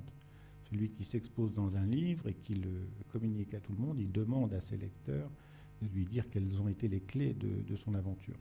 Donc je m'autorise en effet à spéculer, évidemment, sur un écrivain mort qui peut plus se défendre et sur son œuvre qui non plus ne peut plus se défendre. Mais je pose, moi, que si quelqu'un laisse à la postérité, à l'éternité, une trace de lui, c'est qu'il a quand même besoin que les gens lui en disent quelque chose. Ensuite, que ces gens puissent spéculer, c'est autre chose, mais je ne crois pas qu'ils le déposent comme ça, ou alors c'est purement narcissique. Donc je crois qu'on peut s'aventurer à ça. Mais bon, c'est ce que vous soulevez comme dans votre lecture de Céline et dans votre écriture sur le parallélisme avec la psychiatrie, c'est passionnant. Je répète, c'est la première fois qu'on le fait de manière aussi explicite. Mais enfin, vous posez la question à la fois pour le littéraire et pour le médecin psychiatre de cette possibilité pour les deux, le psychiatre et le littéraire, d'être en connexion minimale avec leur folie. Le psychiatre pour être dans une proximité avec la folie du patient, le littéraire pour pouvoir nous dire quelque chose d'autre qu'une raison résonante, une rationalité, mais je crois que c'est une illusion, l'illusion célinienne, de dire que la connexion doit être immédiate, comme si c'était une illusion de penser qu'un psychiatre peut accéder immédiatement à la folie de son patient. Je crois qu'il faut mettre la couche d'isolement. Je ne crois pas que je dise ça. Alors peut-être que j'ai mal compris, mais je crois qu'il faut mettre la couche d'isolement, qu'il faut mettre un peu l'abat-jour, qu'il faut métaphoriser, symboliser, secondariser, et que la vérité va être dans ce jeu entre le son et le silence, entre l'ombre et la lumière. Bon, j'ai peut-être mal compris, mais c'est pas grave, c'est ce que j'ai écouté de ce que vous avez pu dire. Donc, je crois qu'il y a une grande divergence, effectivement, où j'entends beaucoup de cliniques, et quand vous faites des remarques cliniques sur la manière dont il faut se comporter quand on est psychiatre avec ses patients, je ne peux qu'acquiescer à ce que vous dites. Hein. Je ne crois pas avoir parlé de ça ce soir, mais pour ce qui est de l'idée que vous avez, hein, qu'un écrivain écrit pour qu'un jour des personnes viennent lui restituer, même si c'est post-mortem, quelque chose de sa problématique personnelle, en tout cas, c'est pas ma conviction personnelle. Et moi, je suis plutôt pour ce que disait Lacan quand il parlait de l'opération de transfert de la lecture. Et donc, je pense que quand quelqu'un fait une lecture interprétative d'un texte, il en dit peut-être plus sur lui que sur l'écrivain. Et que ça, c'est quelque chose qu'on ne peut pas oublier, parce que même si... je ne dis pas que les gens qui font des diagnostics font leur diagnostic par écrivain interposé, mais on choisit toujours effectivement ce qui nous parle le plus. Et donc, ça peut être la clinique, ça peut être la littérature. Ce n'est pas forcément des aspects pathographiques qu'on repère chez quelqu'un. Ce qu'il y a d'important dans ce que vous amenez aujourd'hui, c'est, je répète, ce parallélisme avec le métier de psychiatre. Et donc, c'est une question fondamentale. Le système d'être l'analysé du texte qu'on analyse, bon, évidemment. Le système de projection et qu'on ne parle que de soi, évidemment. Et ça se joue aussi dans la relation avec le patient, évidemment. Ce que j'essaye de dire, c'est que je crois que Céline ne nous dit rien, absolument rien, du monde dans lequel il est. Il ne parle que de son tréfonds, de son impatience amoureuse pour la mort, de sa pulsionalité, de son excitation. Je ne crois pas qu'il nous apporte quelque chose parce qu'il n'a pas cette liberté de pouvoir laisser une place à l'autre et pour pouvoir rencontrer l'autre qui parle trop vite, trop rapidement, trop émotionnellement, qui n'a pas de place. Et d'ailleurs, le halètement célinien, c'est pas le halètement proustien. Dans Proust, de temps en temps, il y a des pauses où vous pouvez éventuellement vous immiscer. Les 3 points de suspension céliniens, les points d'exclamation, toute la ponctuation fait que vous êtes obligé de courir. Il faut vraiment fermer les yeux, comme ce patient, pour s'arrêter, pour penser, savoir où on est. Donc c'est une critique radicale. Oui, mais peut-être, peut-être. Ou pourquoi pas. Enfin, je ne sais pas ce qu'il faut que je vous réponde. Peut-être ou pourquoi pas, l'une des deux réponses. Là encore, vous entendez des choses qui renvoient, évidemment, j'imagine, aux sujets sur lesquels vous travaillez. Oui. Et qui effectivement... je ne parlais pas de Céline, je parlais d'un texte. Alors, je comprends que vous vouliez faire un lien entre l'auteur et l'œuvre, mais et quand je pense à l'opération de transfert de la lecture, je pense que c'est pas seulement quelque chose de projectif. C'est aussi que, il y a Lévinas qui dit quelque part que lire, c'est une modalité de notre être, c'est-à-dire qu'on se construit avec la lecture. Et ce qui me paraît intéressant dans la littérature en général, c'est effectivement ce que la lecture peut nous donner à penser. Ce qui m'a paru intéressant dans l'anecdote de Baryton, c'est que quand même, on prend un personnage un peu fruste, et puis il rencontre quelque chose qui est quand même pas ce qu'il y a de plus facile à lire, qui est la poésie élisabéthaine, et ça ouvre quelque chose en lui qui est quand même l'irruption de la pensée. Il se met à penser pour la première fois de sa vie. Il devient une subjectivité. Et c'est pour ça que l'histoire raconte peut-être que c'est un fou qui a tout abandonné et qui est parti sur les routes, mais c'est aussi quelqu'un qui a rencontré une autre dimension de l'être par la parole. Et il me semble que c'était plutôt cette leçon-là qui me paraissait intéressante à retenir pour tout le monde, plutôt que de dire Céline est comme ci, comme ça. Oui, c'est là où... Mais vous... Enfin, peut-être que votre approche est possible, peut-être pas à partir de ce que j'ai écrit. J'essaye de coller au plus près de votre texte. Je crois que ce malheureux baryton qui est corseté, pour reprendre Rabelais, qui a un cerclage du moi trop serré, qui ne parvient pas à entendre l'autre, on lui met la poésie élisabéthaine, et alors il se réveille, il accède. Bon, très bien, mais Céline, c'est pas de la poésie élisabéthaine. Non, mais Céline, c'est un écrivain. Et oui, Céline, mais il parle de lui, uniquement de lui. Non, il ne parle pas de lui. Il parle de la littérature. Donc c'est peut-être là où on diverge profondément, parce qu'il parle peut-être de lui. Après tout, pourquoi pas. Mais il ne fait pas que ça. C'est-à-dire qu'il y a quel que soit le personnage qu'il ait été, il y a quelque chose qui le transcende et qui le dépasse, et qui est l'exercice de la littérature, et qui l'amène à dire des choses sur ce que c'est que la rencontre avec la littérature, et qui me paraissent universelles. Voilà. Après, on peut dire ce qu'on veut sur la personne. Absolument. Une Woolfienne, Anne-Marie Smith.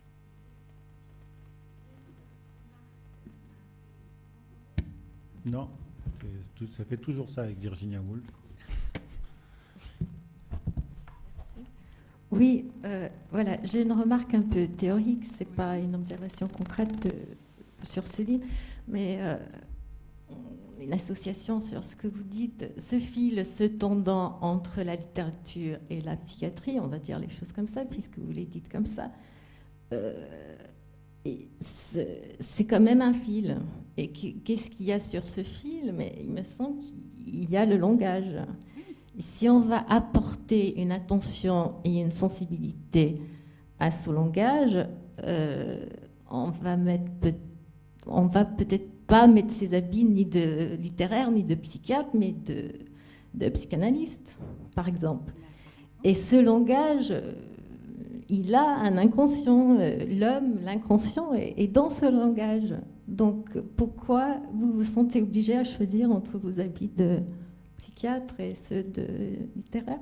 Alors, j'avais pas l'impression de choisir, parce que j'avais l'impression qu'en endossant les habits que j'ai endossés ce soir, explicitement, il me semblait que implicitement, je disais beaucoup de choses qui avaient à voir avec la psychanalyse et sa pratique, mais c'est mon sentiment.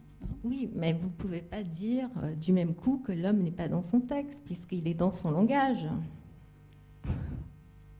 Alors, je crois que là, c'est question de méthode, hein, peut-être, parce que quand vous essayez de travailler sur ces sujets, bon, ça se partage en deux camps, hein, très rapidement. Et peut-être que l'homme est dans son langage, mais en tout cas, je ne crois pas qu'on puisse tirer des conclusions cliniques de la manière dont j'ai présenté les choses ce soir, mais je peux concevoir que certaines personnes, quand elles lisent une œuvre, se servent du texte pour faire une élaboration psychopathologique, hein, parce qu'après tout, un texte... Psychanalytique, on pourrait. Bah, c'est ce que fait Maurice Corcos, hein. Donc, je veux dire, il peut le faire, mais il me semble que c'est un point de vue et une perspective très différente de celle que j'ai présentée. D'accord. Donc, mais c'est vous qui définissez un fil entre la psychiatrie et la littérature, une tension. Mais comme un fil, ça rejoint quand même les choses. Hein, plus comme thématique que comme pratique. Enfin, oui, c'est ça qui m'intrigue. Oui. Écoutez, je ne peux pas vous répondre plus que ça. Je peux seulement vous inviter à lire d'autres choses et puis à en reparler.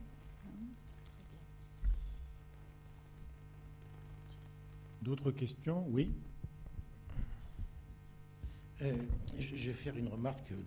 Je suis ni psychanalyste ni psychiatre, je n'entends rien à ça, et donc je n'en ai ni le langage, ni les références, ni la culture, hélas. Mais tu es cardiologue, tu as le rythme. je fais de la chirurgie cardiaque, oui, il n'y a pas de saut métier. C'est pas rien. Mais non, je suis très frappé que là, on essaye de mettre en parallèle la psychiatrie et la littérature.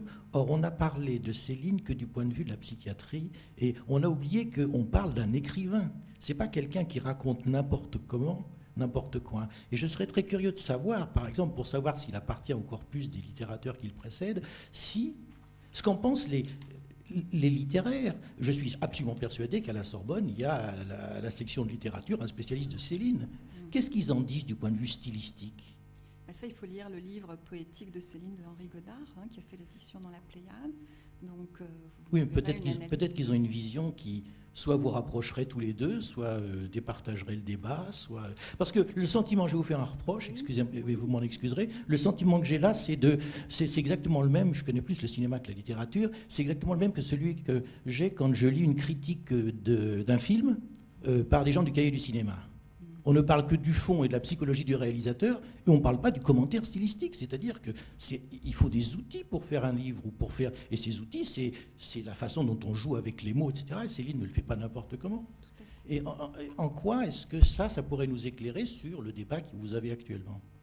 Et Isabelle, ce n'était pas son angle. Elle a écrit un très bel article, Céline, écriture psychotique, où elle détaille la stratégie célinienne, la façon qu'il a de tordre les mots, de les construire pour aboutir à un style. Mais peut-être tu veux parler de cet article? Non, parce que ça nous mènerait trop loin. Mais effectivement, par exemple, si vous lisez Le Dialogue, hein, le recueil d'articles sur le dialogue, c'est une étude de tous les romans de Céline du point de vue de l'approche linguistique et stylistique, et ce sont des études très techniques. Donc j'avais d'ailleurs prévu de présenter quelque chose là-dessus l'an dernier, puis ça a été annulé. Donc moi je n'ai pas parlé de psychologie ce soir, c'est le docteur Korkos qui a parlé de psychologie. Ce que je vous ai présenté, c'est une approche alors, qui n'est pas stylistique, puisqu'elle est inspirée de l'analyse du discours, et que l'analyse du discours est une branche de la linguistique, qui essaie un petit peu de revoir l'étude de l'œuvre en sortant du clivage classique entre le fond et la forme, pour montrer que c'est intimement lié. Alors, j'ai pas voulu vous montrer, j'aurais pu faire une analyse effectivement très, très technique d'un paragraphe ou d'une page. J'ai pensé que ça serait un petit peu difficile, parce qu'il y a toujours des mots qui sont des gros mots quand on n'est pas en train de travailler dessus. Mais ces études existent, elles sont évidemment menées par de nombreux chercheurs. Ce sont les études stylistiques proprement dites, ce sont des études descriptives. Donc elles mettent en évidence les particularités d'une composition. Et évidemment, pour Céline, ce qui revient tout le temps, c'est la question du style émotif et de la manière dont l'usage des points de suspension et d'exclamation est une manière de faire passer l'émotion, le morcellement de la phrase, le rejet par exemple de certains termes en fin de phrase, sont autant de stratégies d'écriture qui visent à accentuer effectivement la charge émotive du texte. Donc c'est d'ailleurs bien ce qui est reproché par beaucoup de gens à Céline, c'est-à-dire de privilégier l'émotion sur le contenu, parce que quand on connaît ça quand on lit les journaux, par exemple, quand on écoute la télé, quand on accentue l'émotion d'un texte, on peut faire passer beaucoup de choses qui ne seraient pas très acceptables si on les lisait plus froidement, ou si on les entendait plus froidement. Donc voilà ce que je peux vous dire en quelques mots.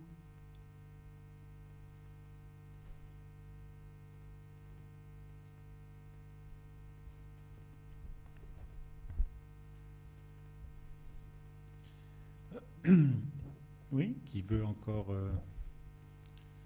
réagir? Oui, Silke. Oui, j'avais envie de revenir sur la question de la vocation, qui me semble quand même proposer une jonction justement entre les deux axes du débat de ce soir. Il me semble important de souligner cette stratégie que Céline emploie, de fonder en fait son amour pour l'écriture sur une vocation ratée.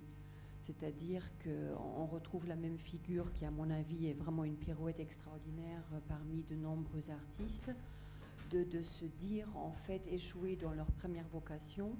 Par exemple, Rodin, il aurait voulu entrer dans les ordres, donc on voit où ça lui a mené de renoncer à Dieu pour s'occuper des femmes, pour le dire très rapidement.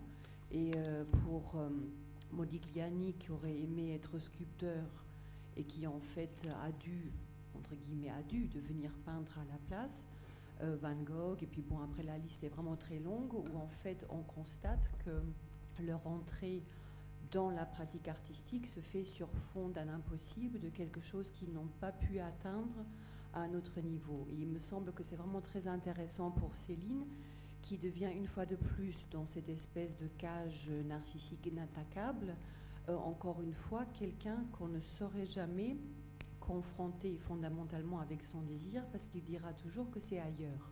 Quand il est médecin, il dit ben non, vous n'allez pas demander une littérature digne d'un prix Nobel à un médecin, quand même, je me débrouille pas trop mal, je caricature, mais c'est pour aller vite. Et à l'opposé, à un homme de littérature, on ne va pas lui en vouloir s'il arrive à prendre correctement la fièvre de son prochain. Et après, il termine encore une fois sur cette pirouette que finalement, c'était bien la psychiatrie qui l'aurait intéressé, parce qu'en psychiatrie, qu'est-ce qu'on fait? On peut aisément s'adonner vraiment au plaisir d'écouter et d'entendre l'autre quand précisément il s'attaque au fond du langage, c'est-à-dire quand il mord vraiment la langue à travers le délire, à travers le néologisme, à travers tout un ensemble de constructions que vise l'écrivain, entre guillemets, normal, mais qui n'y accède pas, faute justement d'avoir la structure nécessaire à cela. Et je voulais donc terminer après sur Beckett, justement, qui a été très bien introduit aussi tout à l'heure dans le débat. C'est à mon sens le seul écrivain qui avait la bonne réponse à la fatidique question « Pourquoi écrivez-vous ?» parce qu'il a réussi à la faire tenir en 4 mots. Il disait « Bon qu'à ça ». Oui, Céline dit à peu près la même chose. Hein. Il dit on Et écrit parce que qu'on est malheureux. Oui, Les sur- écrivains n'ont sur pas de vie fond d'un intérieure. désir absolument empêché, mais Hein. qui doit être empêché pour le faire accès à la littérature. Mais, Des éléments que je souhaitais soumettre au débat. Donc on peut encore avoir ce genre d'approche qui est une approche de psychanalyste, qui est une approche sous l'angle de la subjectivité. Ce que j'ai essayé de dire ce soir, c'est qu'il y avait d'autres approches possibles et que justement ce concept de paratopie est ce qui permet de rendre compte de ces déclarations d'écrivains qui disent « je ne suis pas de ce lieu-là, je suis d'un autre lieu hein. ». Et voilà, c'est tout. Et vous vous rendez compte quand même que, moi je veux bien qu'il y ait une autre approche, mais cette approche-là que vous amenez, on voit très bien où elle peut aller. Je ne suis pas dans ce lieu, je ne suis pas dans ce que je fais. L'esthétique, et mettons de côté l'éthique. Moi, quand je réintroduis l'homme et l'inconscient dans la langue, c'est pas pour emmerder le monde, c'est pour dire qu'il écrit avec son système nerveux, avec une certaine encre, si je veux être un peu sexuel, et pourquoi ne pas l'être avec Céline, parce qu'il y a une sexualisation à outrance de sa pensée. C'est parce que j'ai peur, en particulier avec Céline, que cette façon de l'aborder sans véritablement le prendre en compte lui dans ses actes, surtout un homme qui a des mots claqués, qui sont des mots actes en effet, où le son est plus important que le sens, si je ne le prends pas en compte, cet homme-là, dans ce qu'il a fait, dans ce qu'il a abordé, si en gros je ne dis pas que les pamphlets antisémites, c'est de la même veine, de la même eau que le voyage, qui par ailleurs a un certain génie, si je ne prends pas en compte cet ensemble-là, si je le crois lorsqu'il ment, lorsqu'il fabule, parce que Dupré, le psychiatre qu'il aime, c'est le roi de la mythomanie, si j'adhère au pied de la lettre à ce qu'il me raconte, d'abord je ne lui fais pas honneur de ne pas le rencontrer, et surtout je risque d'aller du côté de l'esthétique au prix de l'éthique. Et ça, c'est pas possible. Ça. Et ça, je ne crois pas que ça soit vrai, hein, parce que justement, la question de l'éthique, elle n'est pas du tout mise de côté. Hein, c'est... là encore, hein, on parle d'une approche de texte avec une certaine méthodologie et qui permet de définir une méthode universelle valable pour étudier l'ensemble des textes littéraires. Donc on ne dit rien de ce que sont les personnes. Et effectivement, enfin, pour ce qui est Céline, il faut être très clair, la cause est entendue. Hein, c'est un personnage tout à fait détestable et qui avait eu des prises de position insoutenables et insupportables. Enfin, là, on ne peut pas être plus clair. La question se pose que, effectivement, quand quelqu'un écrit, il arrive que cette personne écrive des choses qui la dépassent elle-même et que c'est pour ça que ça peut constituer une œuvre littéraire, par exemple. Mais ça ne dit rien, en ce sens-là, ça ne dit rien de l'homme. Je peux pas dire autre chose. Non, mais je comprends vos scrupules, mais il écrit bien avec quelque chose, avec une main, avec un système nerveux, avec une encre. Oui. La transcendance, là, Mais il aurait pu être sculpteur aussi, enfin, peintre. Oui, Hein, et il aurait été le même personnage détestable. Il écrit avec cet être-là, qui n'est pas un personnage, avec cet être-là qui est le sien. Et d'ailleurs, il fait accéder la littérature à une dimension parce qu'il a ce diabolique en lui, pour le dire comme ça. Sinon, il ne nous donnerait pas ça. Ça n'enlève rien de son génie. Moi, je suis ça montre la complexité. Oui, hein, oui, des choses. mais il écrit avec ça. Il écrit avec ça, pas avec un autre lieu, pas dans un autre endroit, et Mais pas avec un autre corps, on et ne- pas ailleurs. Enfin, je crois qu'on ne dit pas ça hein, quand, Bon. quand on emploie ce terme d'autres lieux. Mm. Et on ne dit pas qu'il écrit avec autre chose que ce qu'il est. On dit simplement que cette posture-là de l'exil, elle rencontre quelquefois la réalité. Il y a bien des écrivains qui sont émigrés, exilés pour des raisons politiques, par exemple. Mais on dit aussi que c'est une posture d'écriture qui rend la création possible. Parce que si, à un moment, on ne se délocalise pas de son lieu d'origine, on ne peut pas devenir écrivain. C'est-à-dire, si Verlaine était resté simplement le petit fonctionnaire qu'il était, si Mallarmé s'était contenté d'être professeur d'anglais en disant « c'est mon lieu, je ne suis pas d'un autre lieu », ils n'auraient pas pu écrire leur poésie. Hein, voilà. Si Kafka est dans une compagnie d'assurance, si Pessoa